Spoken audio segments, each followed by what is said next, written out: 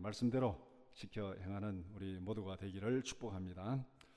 하나님은 세상을 아름답게 창조하셨습니다. 그런데 오늘날 우리가 살아가는 세상은 그렇게 아름답지가 않습니다. 이래 자연을, 산을, 강을 멀리서 보면은 참 아름다운데 그 안에 들어가 보면은 거기는 여러 가지 참 힘들고 어려운 것들이 많이 있습니다. 죄가 세상에 들어오므로 세상은 영적인 전쟁터로 변했습니다. 우리가 태어난 세상은 전쟁터입니다. 우리에게는 선택의 여지가 없습니다. 전쟁터가 아닌 아름다운 세상에서 태어났으면 좋겠는데 우리에게는 그런 선택의 여지가 없습니다. 전쟁터에서 살아가는 인생 여정에는 여러 가지 고난이 많이 있습니다. 전쟁터에 태어난 우리의 삶은 고난으로 시작합니다. 태어나는 순간부터 고난으로 시작합니다. 우리는 고난으로 시작하였지만 분명한 것은 영원한 기쁨으로 마무리합니다. 이것이 하나님께서 우리를 이 땅에 보내신 이유입니다. 왜 하나님께서 우리를 이 전쟁터에 보냈겠습니까? 고난으로 시작했지만은 하나님의 계획은 우리를 영원한 기쁨으로 마무리하기 위해서 우리를 이 땅에 보냈습니다. 이것이 우리가 살아갈 인생의 청사진입니다. 고난으로 시작했지만 우리의 마지막은 아름다운 기쁨으로 마무리된다. 고난에서 영원한 기쁨으로 가는 과정, 이것이 우리가 걸어가야 할 인생의 순례의 길입니다. 성경은 이 순례의 길을 기쁨으로 잘 걸어갈 수 있는 방법을 우리에게 말씀하고 있습니다.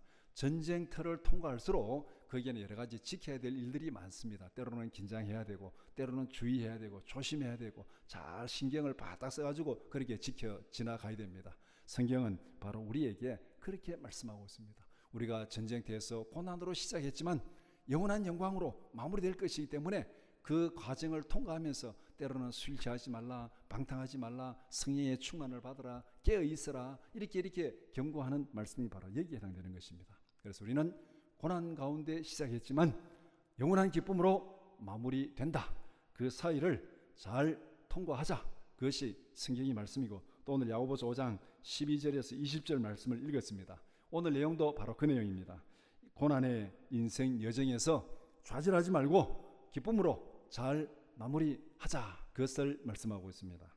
야고보서 5장 12절에서 20절을 두 부분으로 나누어서 함께 살펴보고자 합니다. 첫 번째는 인생의 때를 분별하라. 12절 13절 말씀.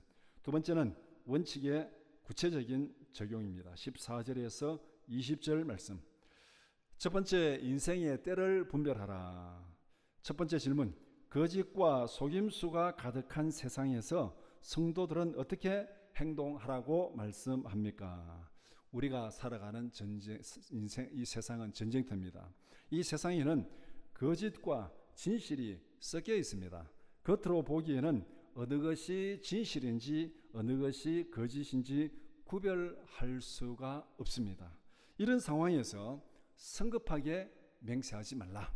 왜 이렇게 우리가 성급하게 맹세하지 말라 하면은 거짓과 진실이 섞여 있기 때문에 때로 우리가 진실을 말해도 사람들이 믿지를 않습니다. 왜? 하도 섞여 있어가지고. 또 우리는 때로는 거짓을 말해도 그것을 진실인 것처럼 믿을 수도 있습니다. 그러니까 여기에서 우리가 말하는 사람 입장에서 보면은 참 답답하지요. 내가 진실을 얘기했는데 듣는 사람이 진실로 받아들이지 않는 거예요. 거짓을 생각하는 거예요. 그런데 여러분 어떻게 하겠습니까? 참 속 뒤집어지네. 내가 속 다 열어가지고 보여주고 싶은데, 그러면서 이제 막 이럴 때 맹세하게 되잖아요. 진짜다 이거. 내 손에 장을 지진다. 이렇게 하잖아요. 이렇게. 예. 그래서 맹세는 무엇입니까? 맹세는 자기 말의 진실성을 보증하기 위해서 다른 것을 끌어들이는 것. 예. 내 말의 진실성을 보증하기 위해서 다른 것을 끌어들이는 것. 다른 것을 끌어들이는 우리가 이제 보증을 세운다 그러잖아요. 우리가 어떤 재산을 사고 팔고 할 때 돈의 어떤 그 확실한 것을 위해서 보증을 세우고, 빚을 낼 때 보증을 세우고 그렇게 하잖아요. 내 혼자로서는 믿어주지 않으니까 다른 사람을 끌어들여서 보증을 세우는 것이 바로 이 맹세입니다. 쉽게 말하면은. 그래서 내 말의 진실성을 입증하기 위해서 하나님을 끌어들이면은 그것이 하나님의 이름으로 맹세하는 거예요. 내 말의 진실성을 증명하기 위해서 하늘을 끌어들이면, 땅을 끌어들이면 그것이 하늘로 맹세하는 것이고 땅으로 맹세하는 것이고, 손에 장을 지신다, 손가락으로 맹세하는 겁니다. 하여튼 그래서 성경은 아무 것으로도 맹세하지 말라고 말씀합니다.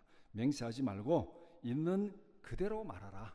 아무리 진리와 거짓이 섞여 있지만은 거기서 맹세하지 말고 있는 그대로 그런 것은 그렇다 하고 아닌 것은 아니라 하라, 그렇게 말씀합니다. 그러면 사람들이 왜 맹세합니까? 맹세하는 이유가 무엇입니까? 맹세하는 이유는 크게 두 가지예요.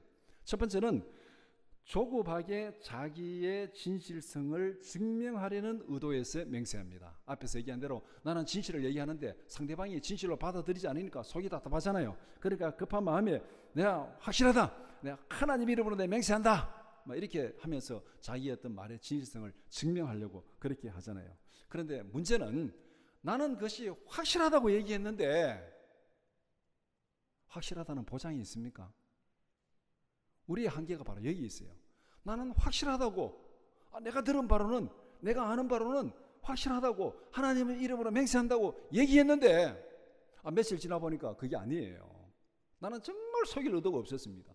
거짓말을 할 의도가 전혀 없었습니다. 난 진짜인 줄 알았어요. 그런데 지나고 보니까 그게 아닙니다. 그럼 결국은 어떻게 되는 거예요? 불가피하게 거짓 맹세하는 꼴이 된 거죠. 하나님 이름으로 맹세했는데 거짓이 된 겁니다. 그러니까 조급한 마음으로 이렇게 맹세하지 말라는 거예요. 왜? 우리의 지식, 우리의 생각, 우리의 판단을 우리가 책임질 수 없다는 거, 담보할 수 없습니다. 그러니까 이렇게 조급한 마음으로 맹세하지 말라. 그게 불가피하게 거짓 맹세가 될 수 있다. 그 다음에 두 번째는 거짓을 말하면서 진리인 것처럼 속이려는 의도에서 맹세를 합니다. 이는 처음부터 내가 거짓을 얘기하는데 거짓을 얘기하면서 사람들이 진리라고 믿어주기를 바라는, 그러면서 맹세하는 거. 이게 대부분의 사기꾼들이 다 여기에 포함되잖아요. 보이스피싱도 다 여기에 해당되잖아요. 자기가 분명히 거짓을 얘기하는데 상대방이 이것을 진리로 받아들이고 믿어야 됩니다. 그러기 위해서 때로는 막 맹세하고 막 확실하다고 그렇게 얘기를 합니다. 의도적으로 거짓 맹세하는 것, 이것은 아주 나쁜 행동입니다. 앞에서 불가피하게 거짓 맹세하는 것도 잘한 것도 아니고 또 아주 의도적으로 거짓 맹세하는 것, 이것은 정말 나쁜 것입니다. 그러니까 이러나 저러나 맹세하지 말라. 맹세하지 말고 그런 것은 그렇다 하고 아닌 것은 아니라 하고 막 그렇게 얘기하라, 이렇게 말씀합니다. 그래서 하나님의 인도하심을 믿고 진실을 말하라. 너무 성급하게 그것을 증명하고 하지 말라. 때가 되면은 하나님이 다 증명하신다. 그러니까 하나님을 믿고 그냥 그런 것은 그렇다, 아닌 것은 아니다, 이렇게 말하는 것이죠. 그러니까 이 말은 다른 말로 말하면은 하나님을 나의 편으로 끌어들여 가지고 맹세하지 말라는 거예요. 맹세한다는 것은 내 말의 진실성을 증명하기 위해서 하나님을 끌어들이는 게 맹세죠. 하나님 이름으로 맹세하는 거. 그러니까 하나님을 나의 편으로 끌어들여 가지고 맹세하지 말고 있는 것은 있고 없는 것은 아닌 건 아니라고 말하는 건 뭐냐면은 내가 하나님의 편에 서서 진실을 말하는 겁니다. 이해가 됐습니까? 내가 중심이 있고 하나님을 나의 편으로 끌어들이지 말고 하나님이 있고 내가 하나님 편에 서서 진실을 얘기하라, 이것입니다. 이것이 성도의 본분이다, 그렇게 말씀합니다. 이 거짓과 속임수가 이 진실과 진실이 거짓과 막 섞여 있는 이 세상에서 우리가 할 일은 내가 하나님 편에 서서 내가 그런 것은 그렇다, 아닌 것은 아니다, 그렇게 말하라고 말씀하고 있습니다. 두 번째 질문, 굴곡진 인생의 여정을 살아가면서 하나님께 반응해야 할 두 가지 행동은 무엇입니까? 우리는 전쟁터에서 살고 있습니다. 예상치도 못한 억울한 일을 당할 때도 많이 있습니다. 전쟁터이기 때문에 예상하지 못한 일들이 많잖아요. 예상하지 못하게 부상을 당할 수도 있고, 예상하지 못하게 사고를 당할 수도 있고, 예상하지 못하게 때로는 죽을 수도 있습니다. 왜? 전쟁터니까 폭탄이 어디에 떨어질지 알 수 없잖아요. 그래서 우리가 때로는 힘들고 억울한 일을 당할 때, 이때를 우리는 고난의 때라, 그렇게 얘기합니다. 고난을 당할 때 어떻게 하라고 말씀합니까? 억울하고 힘든 일을 만났을 때 나타나는 일반적인 반응이 무엇입니까? 정말 내가 억울하고 힘든 일을 당했어요. 정말 억울한 일을 당했습니다. 그때 나타나는 반응이 첫 번째는 불의와 불공정에 대해서 분노하는 것이죠. 어떻게 이런 일이 있을 수 있냐? 어떻게 세상이 이럴 수 있냐? 어떻게 권력자들이 이럴 수 있냐? 분노하고 불공정에 대해서 분노하고 불평합니다. 우리 흔히 말해서 요새 신문에 많이 보면 2030 세대의 집단적인 분노라 그렇게 얘기하는 표현들이 많이 나오고 있습니다. 어떻게 공정을 부르시는 사람들이 이렇게 할 수 있느냐, 그런 그 젊은 세대들의 분노가 많이 있습니다. 이것이 억울하고 힘든 일을 만났을 때 나타나는 첫 번째 반응입니다. 두 번째는 삶에 대한 의욕을 잃어버리고 자포자기해버립니다. 세상이 정말 엉망이고 내 마음대로 안 되니까 나는 정말 너무 무기력하다. 그러니까 포기해버리고 그냥 막 모르겠다. 그렇게 살아가는 거예요. 우리 흔히 신문 보면 3포 세대라 그렇게 합니다. 또 2030 세대들의 어떤 그 분노 좌절 3포 세대. 연애를 포기하고 결혼을 포기하고 출산을 포기하는, 인생을 다 포기해버리는 이런 반응을 보여줍니다. 그런데 이 둘 중에 어느 것도 전쟁터를 살아가는 올바른 방법이 아닙니다. 분노하는 것도 올바른 방법이 아니고, 분노만 하는 것도 올바른 방법이 아니고, 포기하는 것도 올바른 방법이 아닙니다. 긍정적인 대안을 마련해야 됩니다. 왜? 우리는 어떻게든 인생을 살아내야 됩니다. 우리는 이 전쟁터에 태어났어요. 하나님 우리를 전쟁터에 보냈습니다. 그래 거기서 원망하고 불평하고 오라고 보낸 거 아닙니다. 거기서 포기하고 오라고 보낸 거 아닙니다. 어쨌든 거기서 한번 살아봐라. 너가 한번 살아봐라. 하나님 우리에게 시험지를 준 거예요. 힘든지 알지만은, 세상이 힘든 거 알지만은 하나님이 보냈으니까 거기서 어쨌건 너 나름대로 한번 힘써서 그 시험 문제를, 인생의 시험 문제를 풀어봐라. 하나님께서 우리에게 그렇게 보낸 것입니다. 그래서 오늘 본문이 제시하는 대안은 세상의 불의를 넘어서 더 적극적으로 하나님과 소통하라. 그것이 오늘 본문에서 말씀하는 내용입니다. 세상에는 진실과 거짓이 섞여 있습니다. 정말로 힘들고 분노하고 탄식할 일들이 많이 있습니다. 거기서 세상의 이 환경만 보지 말고, 이 불의만 보지 말고, 이것을 넘어서서 하나님과 더 적극적으로 소통하라. 하나님 왜 나를 이 어려운 환경에 보냈습니까? 하나님의 뜻이 무엇입니까? 여기서 내가 어떻게 되겠습니까? 이런 열정을 가지고 하나님과 더 적극적으로 소통하라. 그렇게 말씀합니다. 그래서 기도는 고난의 제거가 아니라 고난을 이길 수 있는 능력을 구하는 것입니다. 이 세상은 전쟁터입니다. 이 전쟁터가 끝나지 않습니다. 내가 기도한다고 이 전쟁이 멈춰지는 거 아니에요. 이 전쟁터는 예수님이 재림할 때까지 계속됩니다. 그러니까 내가 이 땅에 살다가 떠나가도 전쟁은 계속되는 거예요. 고난은 계속됩니다. 고난이 지워지지 않습니다. 그럼 우리가 기도하는 게 뭐냐? 고난을 제거하는 것이 아니라 이 고난을 넉넉히 이길 수 있는 능력을 달라고 기도하는 것입니다. 기도는 고난의 환경을 바라보는 것이 아닙니다. 환경을 주관하시는 하나님이라는 더 든든한 기초를 발견하는 과정이 기도입니다. 하나님이라는 더 든든한 기초, 이 고난의 환경을 주관하시는 하나님의 손길을 발견하는 것, 그것이 바로 기도의 과정입니다. 그래서 고난 가운데서 하나님의 인도하심을 발견하게 되면 탄식이 변하여 기쁨으로 될 줄 믿습니다. 하나님의 보호하심을 느꼈는데, 하나님의 인도하심을 발견했는데, 하나님의 능력을 발견했는데, 이제는 눈앞에 있는 이 고난 탄식이 아니라 기쁨으로 변화된다는 것입니다. 시편에 기록된 대부분의 기도시는 이렇게 진행됩니다. 탄식으로 시작됩니다. 주여 어찌하여 이런 일이 있습니까? 부터 탄식으로 시작하는 거예요. 그래서 탄식으로 시작한 그 부르짖음을 통해서 하나님의 구원을 발견하고 찬양으로 마무리합니다. 이것이 시편에 기록된 대부분의 이 기도시가 이런 형태로 갑니다. 하나님 앞에 탄식으로 시작해서, 왜? 우리가 던져진 이 세상이 전쟁터고 정말 여러 가지 힘든 일이 많으니까 탄식으로 시작할 수밖에 없어요. 그러니까 하나님 앞에 탄식으로 시작해서 하나님의 구원을 발견하고 기쁨으로 마무리하고 찬양으로 마무리하는 것. 우리가 잘 아는 하박국의 기도가 이 대표적인 예입니다. 하박국서가 이 대표적인 경우예요. 어찌하여 이런 일이 있습니까? 어찌하여 이런 일이, 어찌하여 불의한 자가, 어찌하여 악한 자들이. 그렇게 하박국이 다 하나님 앞에 탄식으로 시작하는 거예요. 그런데 마지막 결론은 무엇입니까? 하나님 앞에 찬양으로 마무리합니다. 나를 구원하신 그 하나님을 찬양합니다. 고난의 전쟁터에서 기도로 시작하여 찬양으로 날아오르는 우리 모두가 되기를 축복합니다. 두 번째는 원칙의 구체적인 적용입니다. 첫 번째 질문, 병든 성도들을 위해서 교회와 성도가 해야 할 일은 무엇입니까?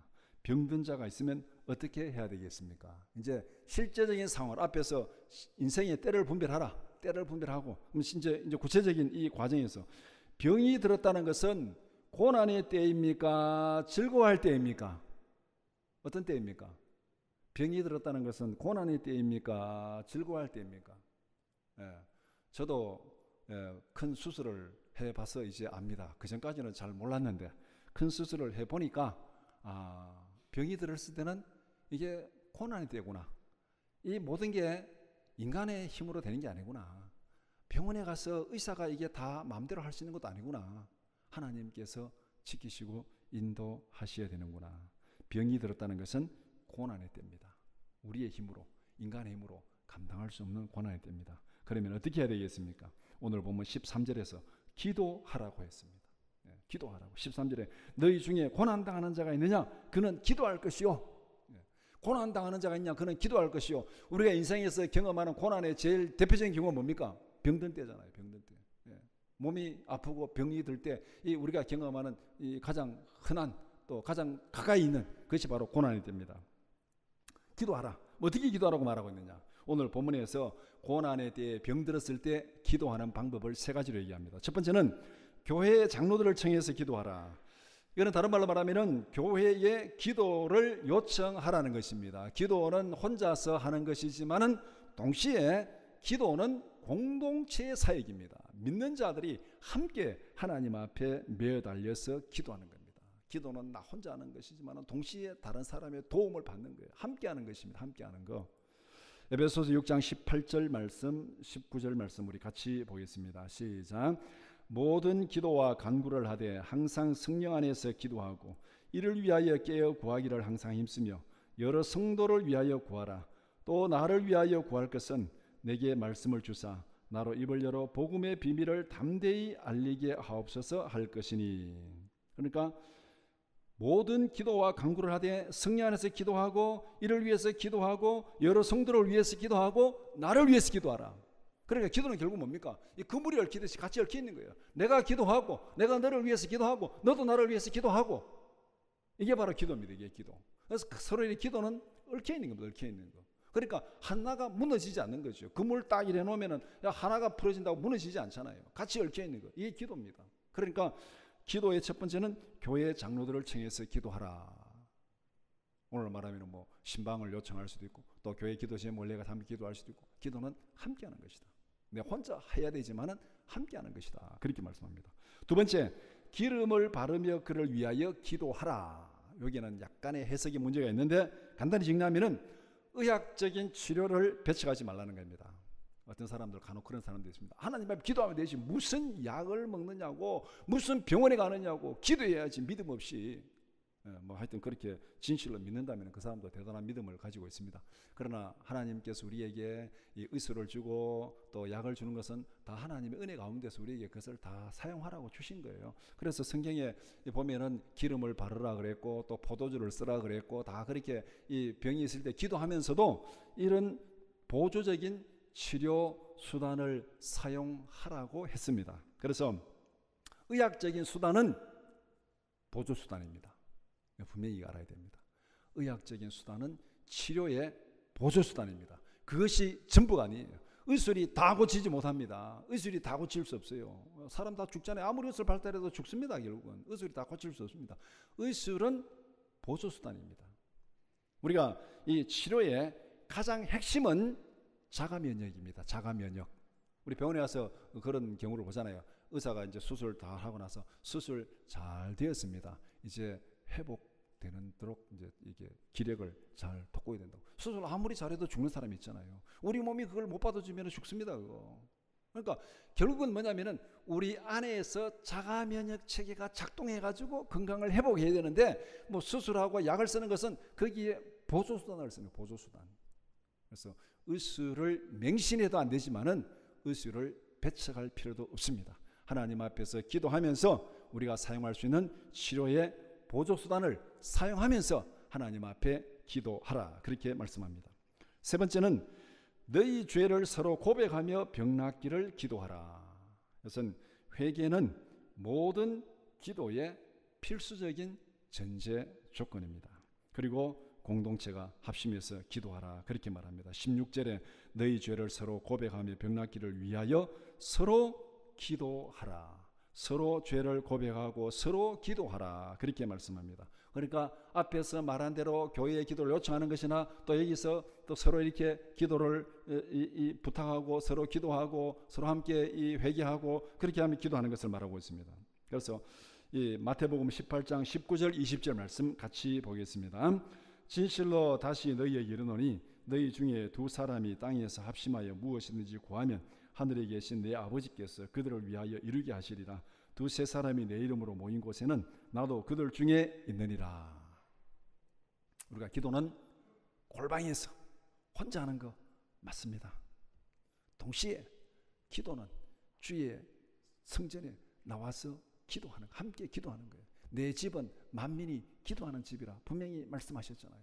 그러니까 기도는 이 두 가지 동시에 가야 됩니다. 내가 골방에 들어가서 기도해야 되고 동시에 믿음의 공동체가 함께 모여서 기도해야 됩니다.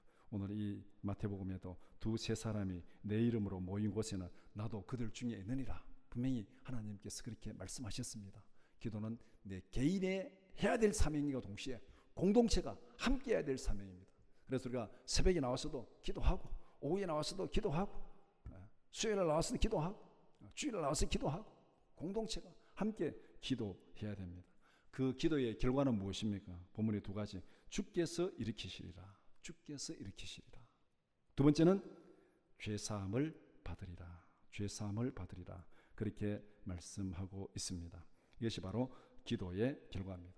그러니까 하나님 앞에 병든 자가 있느냐? 기도하라.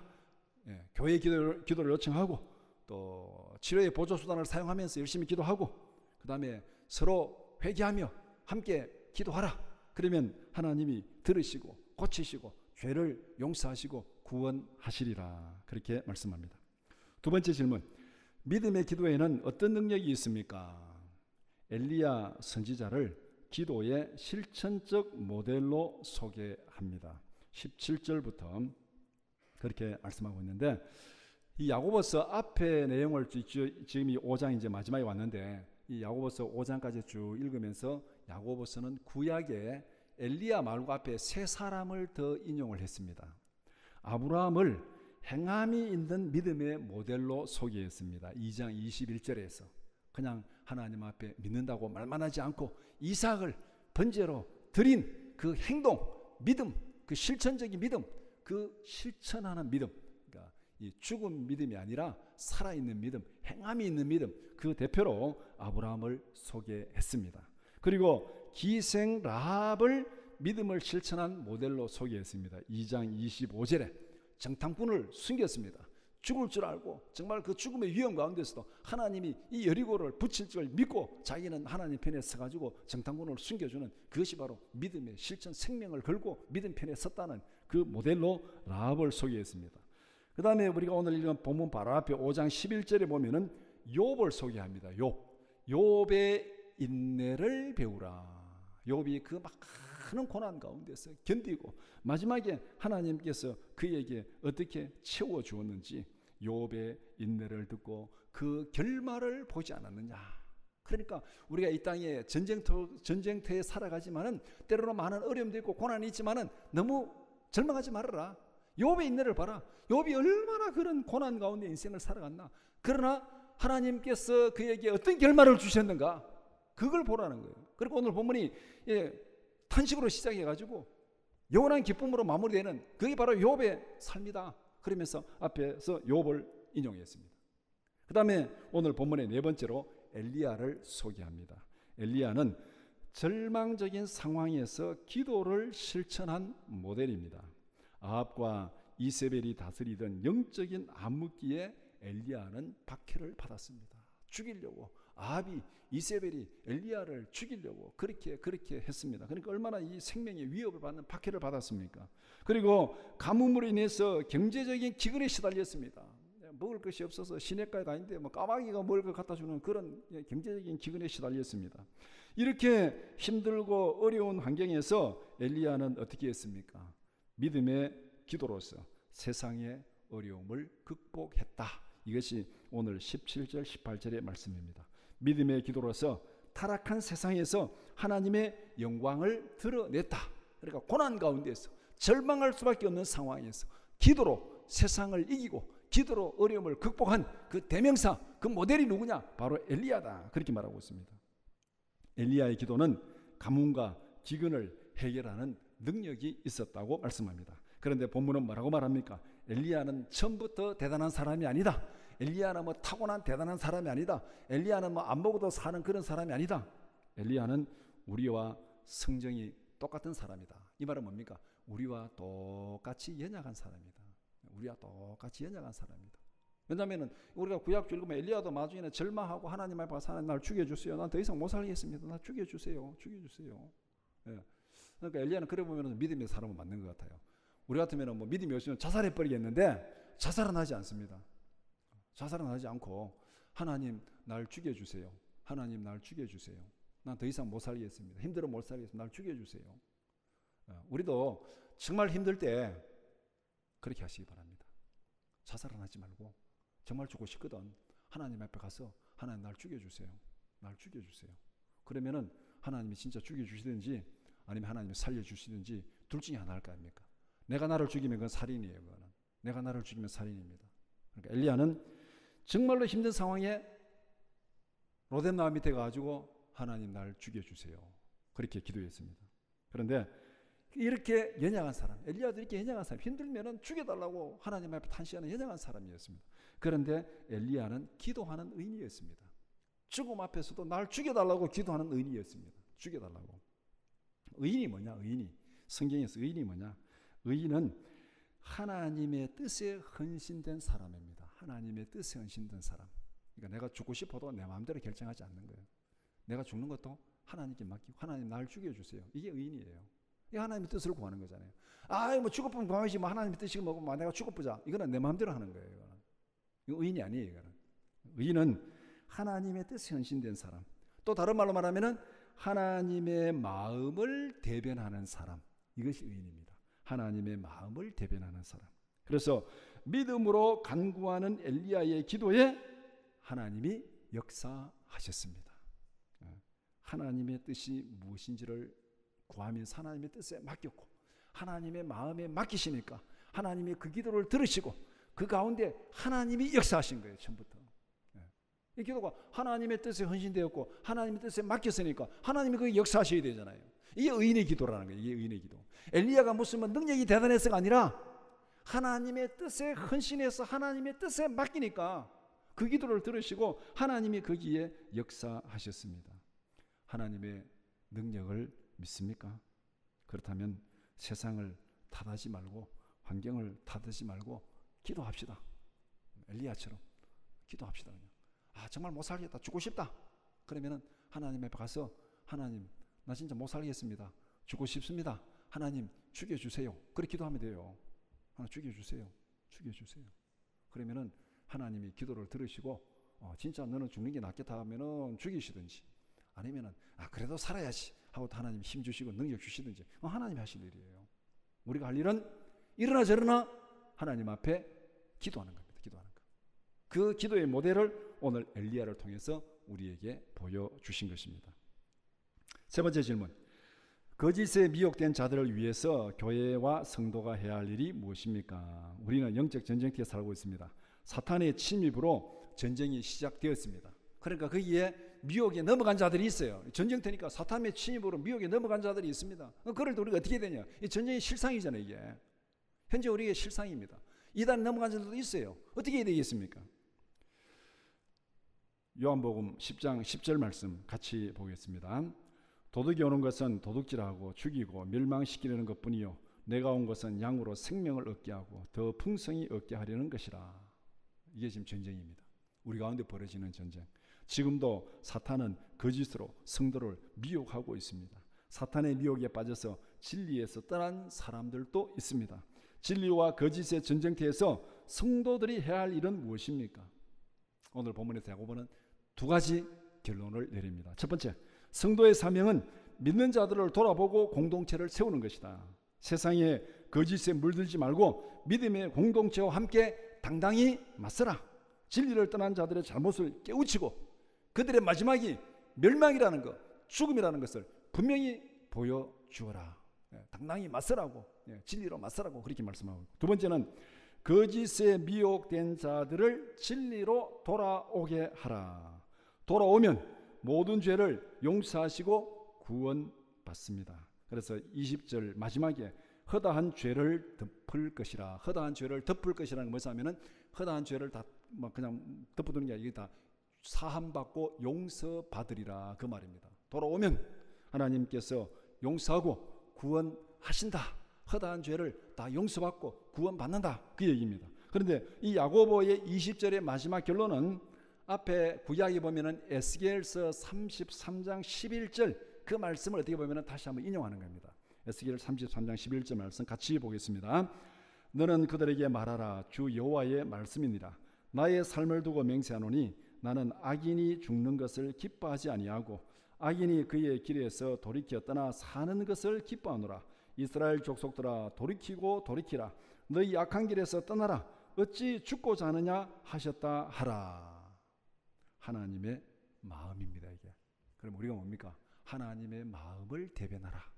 엘리야가 의인의 기도이죠. 의인이 뭡니까? 하나님의 뜻에 헌신된 자고 의인은 하나님의 마음을 대변하는 자. 하나님의 마음이 뭡니까? 에스겔서 31장 11절에 있는 대로 하나님은 죄인이 멸망하는 거, 악인이 멸망하는 거 하나님이 기뻐하지 않는다. 하나님이 기뻐하는 것은 죄인이 돌아와서 구원받는 걸 기뻐하는 것이다. 이게 하나님의 마음이에요.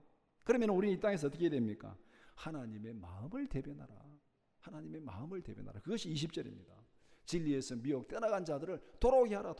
돌아오면은 하나님께서 용서하시고 구원하신다. 이 하나님의 마음을 대변하라. 하나님의 마음을 대변하라. 이것이 야고보서의 결론입니다. 전쟁터에 살아가면서 하나님의 마음을 대변하라. 말씀을 정리해 봅시다. 우리는 영적 전쟁터에서 살고 있습니다. 전쟁터에서 살아가는 삶은 고난으로 시작합니다. 우리는 고난으로 시작하지만은 믿음 안에서 기쁨으로 마무리됩니다. 야고보서 1장 2절 3절 같이 보겠습니다. 내 형제들아 너희가 여러 가지 시험을 당하거든 온전히 기쁘게 여기라. 이는 너희 믿음의 시련이 인내를 만들어내는 줄 너희가 알미라. 고난으로 시작했지만은 기뻐하라. 우리는 기쁨으로 마무리된다. 야고보서 처음에 그렇게 얘기했습니다. 그리고 인생의 때를 알고 지혜롭게 행동하라. 이 세상에 지금 고난의 때를 통과해 가는데 이 고난의 때를 통과할 때 우리가 어떤 자세로 살아가야 되는가? 오늘 본문에서 얘기했습니다. 5장 13절 말씀 같이 보겠습니다. 너희 중에 고난당하는 자가 있느냐? 그는 기도할 것이요. 즐거워하는 자가 있느냐? 그는 찬송할지니라.